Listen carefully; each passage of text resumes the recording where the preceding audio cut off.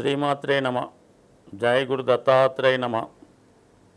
ఈ వీడియోలో మనం వివిధ రాశులపై శుక్రగ్రహ ప్రభావం ఏ విధంగా ఉంటుంది,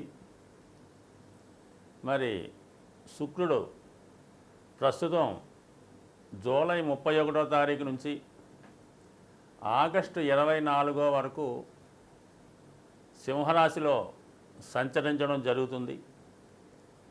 ఆగస్టు 24 నుంచి సెప్టెంబరు 18 వరకు కన్యారాశిలోకి ప్రవేశించడం జరుగుతుంది. అయితే కన్యారాశిలో శుక్రుడు నీచ స్థితి పొందడం జరుగుతుంది. అంటే అత్యంత బలహీనమైన స్థితి ఏర్పడుతుంది. సో అలాగే శుక్రుడు సింహరాశి యందు ఉన్నప్పుడు కూడా శత్రుస్థానం అవటం వల్ల ఇంకా బలహీనమవుతూ, ఒక విధంగా చెప్పాలంటే మీకు జూలై 31 నాటికి ఉన్నటువంటి 100% బలం సింహరాశిలోకి ప్రవేశించిన దగ్గర నుంచి కన్యరాశిలోకి ఇంచుమించుగా మనకి సెప్టెంబర్ 18 అంటే తులారాశిలో ప్రవేశించినంత వరకు కూడా శుక్రుడు నెమ్మదిగా తన యొక్క బలాన్ని కోల్పోవడం జరుగుతూ ఉంటుంది. అంటే 100% ఉన్నటువంటి శుక్రుడు 0 స్థాయికి రావడం జరుగుతూ ఉంటుంది. మళ్ళీ తులారాశిలోకి సెప్టెంబర్ 18 తర్వాత తన స్వక్షేత్రంలోకి చేరడం వల్ల తిరిగి మళ్ళా శుక్రుడు సంపూర్ణ బలాన్ని చేకూర్చుకుంటాడు. అయితే ఎవరి జన్మజాతకంలో అయినా శుక్రుడు యొక్క స్థితి బలాన్ని బట్టే వారి యొక్క వైవాహిక జీవితంలో ఉన్నటువంటి సుఖ సంతోషాలు, అలాగే ఆర్థిక పరిస్థితి ఏ విధంగా ఉంటుంది, అతడు సంపాదించిన ధనాన్ని లేదా పెద్దల ద్వారా వచ్చిన స్థిరాస్తుల్ని ఎంతవరకు జాతకుడు దాన్ని అనుభవిస్తాడు, ఆ స్థిరాస్తుల్ని వృద్ధి చేస్తాడా లేదంటే దాన్ని పూర్తిగా నాశనం చేయడం జరుగుతుందా అన్న విషయాన్ని, అలాగే జాతకుడు ఒక మంచి బట్టలు కట్టాలన్నా, ఒక వాహనంలో ప్రయాణించాలన్నా కూడా శుక్రుడు చాలా బలంగా ఉండాలి. శుక్రుడు బలంగా ఉన్నవాళ్ళు ఏదన్నా చిన్న ప్రయాణాన్ని కూడా ఫ్లైట్లో ప్రయాణం చేస్తుంటారు. ఖరీదైన కారులో వాళ్ళకి సమకూరుతుంటాయి. అది ప్రభుత్వం అవ్వచ్చు, సొంతం అవ్వచ్చు. శుక్రుడు బలం ఉంటే ఆ విధంగా అవి అనుభవంలోకి రావడం జరుగుతుంది. మరి శుక్రుడు బలహీనంగా ఉన్నప్పుడు కేవలం ఆర్డినరీ బస్సుల్లోనో జనరల్ కంపార్ట్మెంట్లోనో ప్రయాణం చేయవలసి ఉంటుంది. అలాగే శుక్రుడు జాతకంలో ఉన్న బలాన్ని బట్టి జాతకుడికి ఎటువంటి భార్య వస్తుంది, వివాహం తర్వాత భార్య ద్వారా ఎంత అదృష్టం వస్తుంది, అలాగే శుక్రుడితో కలిసి ఉన్న గ్రహాల స్థితిని బట్టి భార్య ఏ విధంగా ఉంటుంది, ఆవిడ యాటిట్యూడ్ ఏ విధంగా ఉంటుంది, ఆవిడ ఎంత పవిత్రంగా ఉంటారు, ఎంత సాంప్రదాయంగా ఉంటారు, ఎటువంటి గౌరవప్రదమైన కుటుంబంలోంచి రావడం జరుగుతుంది, అలాగే వారికి ఏమైనా దోషాలు ఉన్నాయా, సంతాన దోషాలు ఉన్నాయా అనే విషయం కూడా జాతకంలో ఉన్నటువంటి శుక్రగ్రహ స్థితిని బట్టి కలిసి ఉంటుంది. సో ఏదైనా ఒక జాతకంలో ఎన్ని యోగాలు ఉన్నా జాతకుడు అందమైన జీవితాన్ని, సౌకర్యవంతమైన జీవితాన్ని అనుభవించాలంటే ఖచ్చితంగా ఆ జాతకుడు శుక్రుడు యొక్క బలం ఉండాలి. అంటే జన్మజాతకంలో శుక్రుడు బలం చాలా బాగుంటే వాడి జీవితాంతం సౌకర్యాలు ఉంటాయి. శుక్రుడు బలహీనంగా ఉంటే వాడు ఎంత ఉన్నా కూడా అనుభవించలేకపోతుంటాడు. ఈ విధంగా శుక్రుడు బలం ఉంటే మరి గోచారరీత్యా శుక్రుడు యొక్క స్థితిని బట్టి వారి యొక్క రాశులను బట్టి శుక్రుడు యొక్క బలాన్ని బట్టి కేవలం ఒక వైవాహిక జీవితం, అలాగే ధనం, సంపద, సేవింగ్సు, బంగారు ఆభరణాలు, ఖరీదైన ఏదన్నా ఒక మనిషికి ఒక వస్తువుని చూస్తే ఇది మన సొంతమైతే బాగున్ను, లేదంటే ఒక మంచి ప్లేస్ చూసినప్పుడు ఆ సినిమాకి వెళ్ళాలనో, ఒక ఫ్లైట్లో జర్నీ చేయాలనో, ఒక మంచి బట్టలు కట్టాలనో, ఇవన్నీ కూడా శుక్రుడి యొక్క బలం ఉంటేనే జాతకుడికి ఇవన్నీ అనుభవంలోకి వస్తాయి. అంటే శుక్రుడు సహజ రాశి చక్రంలో 2, 7 భావాలకు కారణమవుతుంటాడు. అంటే 2 అన్నది ధన సంపద, కుటుంబం, సప్తమం అనేది కామస్థానం, కోరికల స్థానం. జీవితంలో అసలు మానవ జన్మ ఎత్తడానికే కోరికలు కారణం. ఆ కోరికలు తీరకుండానే జాతకుడు మళ్ళీ మళ్ళీ జన్మ ఎత్తుతూ మళ్ళీ కొత్త కోరికలు పెంచుకుంటూ తీర్చుకుంటూ ఉంటాడు. అందుకని శుక్రుడు జాతకంలో అత్యంత ఇంపార్టెంట్ అయినటువంటి గ్రహం. మరి శుక్రుడు దశావతారాల్లో పరశురామ అవతారానికి ప్రతీక అవటం వల్ల విపరీతమైనటువంటి కోపాన్ని కలిగి ఉంటారు. ఏదైనా సమూలంగా నాశనం చేసే శక్తి కూడా శుక్రగ్రహానికి ఉంటుంది. అలాగే నవగ్రహాల్లో అత్యంత శక్తివంత గ్రహం శుక్రగ్రహం. కేవలం శుక్రునికి మాత్రమే మృత సంజీవిని అనే అద్భుతమైన విద్య తెలిసి, అంటే చనిపోయిన వాళ్ళని బతికించగలిగే శక్తి శుక్రగ్రహానికి ఉంటుంది.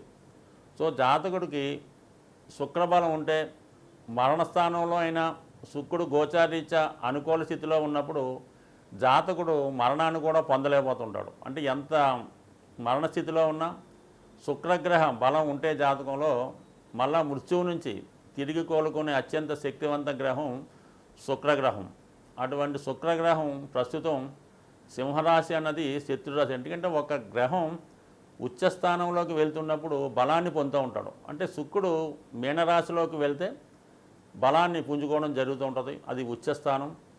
మరి కన్యారాశిలోకి వచ్చినప్పుడు శుక్రుడు బలహీన స్థితి పొందడం జరుగుతూ ఉంటుంది. ఆల్రెడీ శుక్రుడు జలతత్వ గ్రహం, సింహరాశి అగ్నితత్వ గ్రహం. అందుకని శుక్రుడు ఈ సింహరాశిలో ప్రవేశించినప్పటి నుంచి వ్యక్తిగతంగా ప్రతి జాతకుడికి కూడా ఆర్థిక పరిస్థితి కంపల్సరీగా వాడు దాచుకున్న ధనం, సంపాదించిన ధనం ఆవిరైపోతూ ఉంటుంది, మనం మొత్తం ఖర్చు అయిపోవడం జరుగుతుంటుంది. అలాగే మనీ రిలీజ్ అవ్వడం కూడా కష్టం ఉంటుంది. అంటే ప్రభుత్వం వారు మరి ప్రజలకి సప్లై చేయవలసిన ధనం సకాలంలో చేయలేకపోవడం వల్ల, పెద్ద పెద్ద వారి నుంచి ధనం బయటికి రాకపోవడం వల్ల మనీ రొటేషన్ తగ్గడం, తద్వారా వీళ్ళు ఆర్థిక పరంగా ఎదుర్కోవడం జరుగుతుంది. దాని తర్వాత శుక్రుడు ఆగస్టు 24 తర్వాత కన్యారాశిలోకి ప్రవేశిస్తాడు. కన్యారాశిలో ప్రవేశించడం ఇంకా అక్కడ ఉన్నటువంటి కేతుతో కలుస్తాడు. ఎప్పుడైతే శుక్రుడు తన శత్రుగ్రహం అయినటువంటి కేతుగ్రహాన్ని కలుస్తాడో 100% జాతకుడు మొత్తం తన యొక్క ఆర్థిక పరిస్థితి జీరోకి రావడం జరుగుతుంది. ముఖ్యమైన అవసరాలు కూడా మనీ ఇబ్బంది పడడం జరుగుతుంటుంది. దానికి అదనంగా మనకి ఆగస్టు 27 నుంచి కుజుడు కూడా మిథున రాశిలోకి వచ్చి చతుర్థ దృష్టితో శుక్రుడిని కేతువుని చూడడం జరుగుతుంటుంది. అంటే రెండు శత్రుగ్రహాలు మన శుక్రుడి మీద వీక్షించడం వల్ల, శుక్రుడు బలహీనం అవటం వల్ల ఇది ఖచ్చితంగా జాతకుడికి ఏ రాశివారైనా ఏ లగ్నం వారైనా వాళ్ళు ఖచ్చితంగా ఆర్థిక పరంగా చాలా స్ట్రగుల్ పడతారు.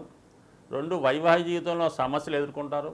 వ్యక్తిగతంగా జాతకులు స్త్రీలై ఉంటాయి, స్త్రీ జాతకం అంటే ఖచ్చితంగా స్త్రీలకి అనారోగ్య సమస్యలు, అలాగే గైనికి సంబంధించిన ప్రాబ్లమ్స్, నరాలకు సంబంధించిన ప్రాబ్లమ్స్, చర్మ వ్యాధులు లాంటివి వచ్చే అవకాశం ఉంటుంది. కాబట్టి ఖచ్చితంగా స్త్రీలు ఇంచుమించుగా మనకి ఇప్పటి నుంచి రాబోయే సెప్టెంబర్ 18 వరకు చాలా విషయాల్లో జాగ్రత్త తీసుకోవాల్సి ఉంటుంది. కర్కాటక రాశి వారికి శుక్రుడు చతుర్థ లాభాధిపతి. సొంత గృహం ఏర్పడాలంటే ఈ రాశి వారికి శుక్రుడు కంపల్సరిగా వారి యొక్క జన్మ జాతకంలో బలవంతుడై ఉండాలి. అంటే బలవంతుడంటే ఎలాగంటే స్వక్షేత్రాలైనటువంటి వృషభ తులలయందు లేదా ఉచ్చస్థితి అనేటువంటి మీనరాశి యందు ఉంటే శుక్రుడు బలవంతుడై ఉంటాడు. అలాగే ఎట్టి పరిస్థితుల్లో కూడా శుక్రుడు రవికి దగ్గరగా ఉండి కంబస్ట్ అవ్వకూడదు. అంటే శుక్రమౌఢ్యం అంటాం కదా, అప్పుడు శుక్రుడు మరీ బలహీనమై ఉంటాడనమాట. అందుకనే ఆ టైంలో వివాహాలు లాంటి చేయడానికి నిషేధం మాట. ఎందుకంటే శుక్రబలం ఉండదు, దానివల్ల వివాహ సౌకర్యం ఉండదన్నమాట.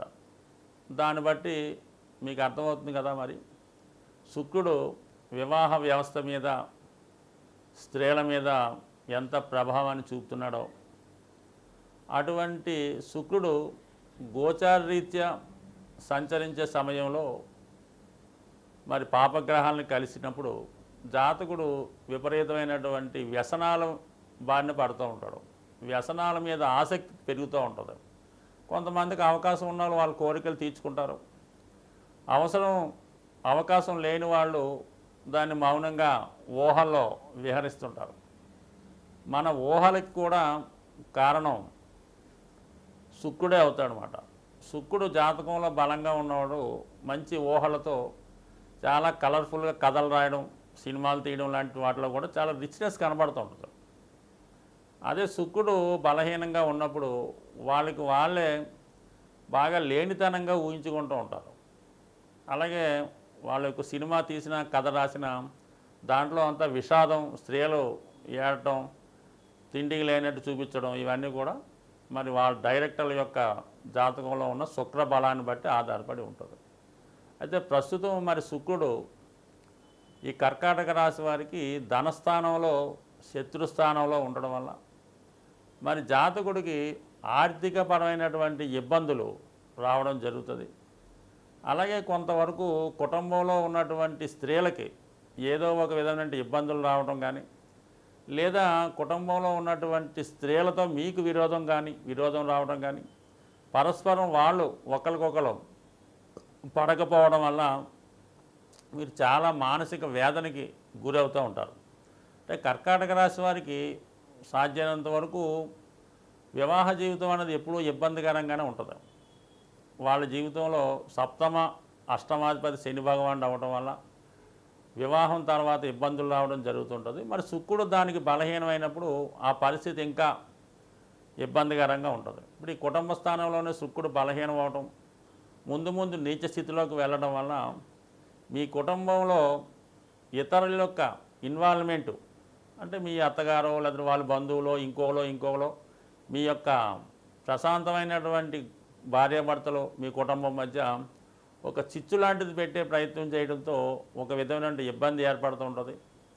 దాని తర్వాత మరి ఈ ఆగస్టు 24 తర్వాత శుక్రుడు నీచ స్థానంలోకి వెళ్ళడం వల్ల అండర్స్టాండింగ్ లోపాలు, విభేదాలు ఏర్పడే అవకాశం ఉంది. మరి చతుర్థానికి 3 శుక్రకేతువులు అవ్వడం వల్ల వాళ్ళు ఏదో ఒక గోల్డ్ ఆర్టికల్లో, ఒక ఇల్లు, లేదంటే ఒక కారు కొనమని డిమాండ్ చేస్తూ ఉంటారు. మీ కుటుంబ సభ్యులు అవ్వచ్చు, మీ భార్య అవ్వచ్చు. దానికి తగు అవకాశాలు మీకు లేకపోవడం వల్ల మీరు దాన్ని కొనలేకపోతూ ఉంటారు. అంటే ఇంట్లోకి కావాల్సిన వస్తువులు అవ్వచ్చు, వాహనం అవ్వచ్చు, గృహం అవ్వచ్చు. దానివల్ల ఏంటంటే వాళ్ళు పరోక్షంగానో ప్రత్యక్షంగానో మిమ్మల్ని విమర్శించి మీ యొక్క నేమ్ అండ్ ఫేమ్ అన్నా కానీ మీ యొక్క చారిటీని దెబ్బతీసే విధంగా, మనోభావాలను దెబ్బతీసే విధంగా జరిగే అవకాశం ఉంది.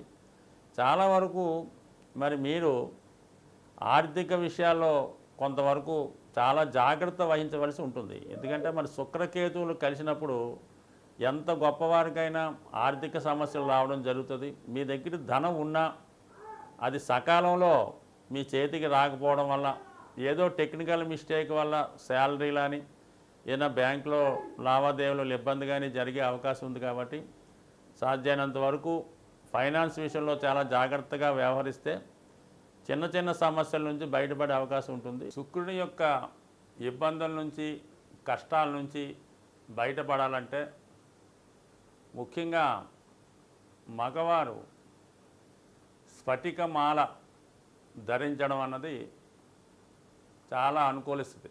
దీనివల్ల మీరు ఎటువంటి వ్యామోహాలకి లొంగకుండా ఆర్థిక పరంగా స్థిరపడడం, మనసు కంట్రోల్లో ఉండడం జరుగుతూ ఉంటుంది. అందువలన కంపల్సరిగా మరి ఈ సమయంలో మీరు స్ఫటికమాల ధరించడం అన్నది ఉత్తమం. అలాగే ఆర్థిక పరంగా వ్యాపారాభివృద్ధికి గోమతి చక్రాలు ఒక 11 తీసుకొని చక్కగా శుభ్రంగా ఉన్నటువంటివి తీసుకొని ఒక కవర్లో, ప్లాస్టిక్ కవర్లో బయటికి కనబడే విధంగా క్యాష్ బాక్స్లో పెట్టుకోవడం వల్ల చాలా మంచిది. అలాగే మరి అవకాశం ఉన్నవాళ్ళు మీ ఇంట్లో అవకాశం ఉండి మీకు ఆనవాయితీగా ఉంచుతుంటే చిన్నది ఒక బొటన వేలు ప్రమాణం కలది స్ఫటిక శివలింగం కానీ, స్ఫటిక శ్రీచక్రం కానీ వీలైతే 2 ఒక చోట ఉంచుకొని మరి స్ఫటిక శ్రీచక్రానికి కుంకుమతోనూ పూజ చేయాలి, లేదంటే కుంకుమతో కప్పి ఉంచాలి. స్ఫటిక శివలింగాన్ని ప్రతిరోజు కూడా వీలైనంత వరకు శుభ్రమైనటువంటి వాటర్తో అభిషేకం చేస్తూ వీలైతే మారేడు దళం అక్కడ ఉంచడం వల్ల 100% మీ యొక్క ఈ శుక్రగ్రహ ఇబ్బందులు తగ్గుతాయి.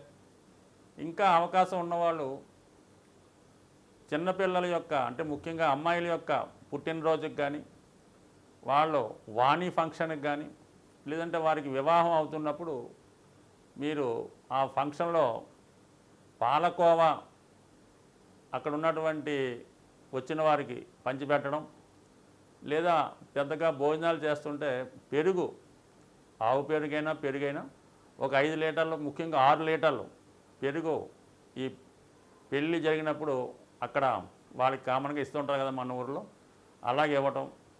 ఈ విధంగా చేయడం వల్ల ఇంకా చాలా ఇబ్బందులు ఉన్నాయి అనుకున్నప్పుడు శుక్రవారం కానీ మంగళవారం కానీ సాయంకాల సమయంలో అంటే సూర్యాస్తమయ సమయంలో మరి ఏదన్నా హనుమాన్ టెంపుల్లో కానీ అమ్మవారి టెంపుల్లో కానీ 6 గులాబీ పువ్వులు వారికి టెంపుల్లో ఇవ్వడం, 6 ప్రదర్శనలు చేయడం వల్ల కంపల్సరిగా శుక్రుని యొక్క అనుగ్రహానికి పొందుతారు. ముఖ్యంగా స్త్రీలకి ఆరాధించడం అంటే వాళ్ళకి ముఖ్యంగా అక్క చెల్లెలకి విలువైనటువంటి పట్టు వస్త్రాలు బహుకరించి వాళ్ళ ఆశీర్వాదం తీసుకోవడం వల్ల మరి ఇప్పుడు వస్తున్నటువంటి రాఖీ పండగ రోజు ఎవరైతే మీ యొక్క శ్రేయస్సు ఉన్నతి కోరుకుంటారో వారితో రాఖీ కట్టించుకోవడం వల్ల కూడా మీకు శుక్రగ్రహ అనుగ్రహం పొందే అవకాశం ఉంది. స్వస్తి.